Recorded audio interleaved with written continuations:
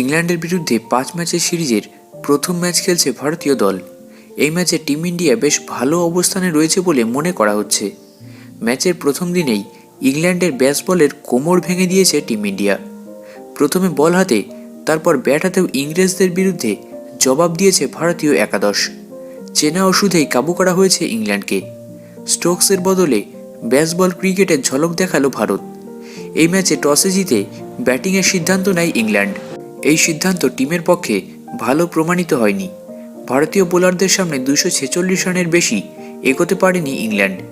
প্রথম দিনে ইংল্যান্ডকে অল আউট করার পর টিম ইন্ডিয়াও নিজেদের ইনিংস শুরু করে দিয়েছে। প্রথম টেস্টে ব্যাট করতে নামা ইংল্যান্ড 64 ওভারে অল আউট হয়ে যায়। এ সময় বেন স্টোকস 88 বলে 70 রান করেন। তিনি ছাড়া আর কোনো ব্যাটসম্যানই 40 রানের স্কোর টপকাতে পারেননি। এই ম্যাচে ইংল্যান্ড শুরুটা মন্দ না করলেও 55 রানের মাথায় তাদের প্রথম ধাক্কা দেন রবিচন্দ্রন অশ্বিন। এরপর বেশি বড় পার্টনারশিপ না গড়ে একের পর এক উইকেট হারাতে থাকে তারা। বেন স্টোকস রুখে না দাঁড়ালে ইংল্যান্ডের স্কোর 200 রানের গণ্ডি অতিক্রম করতে পারত কিনা সন্দেহ রয়েছে। ইংল্যান্ডের বিরুদ্ধে দারুণ বোলিং করেছে টিম ইন্ডিয়ার বোলাররা।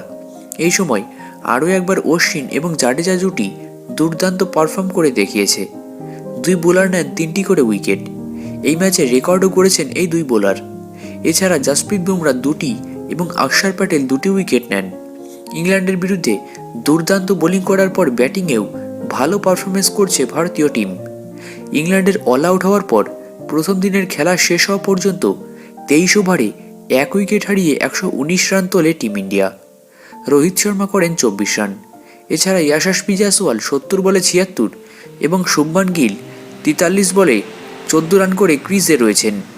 দ্বিতীয় দিনে লিড পেতে চাইবে টিম ইন্ডিয়া। অন্যদিকে জয়সওয়াল সেঞ্চুরির খুব কাছে চলে এসেছেন।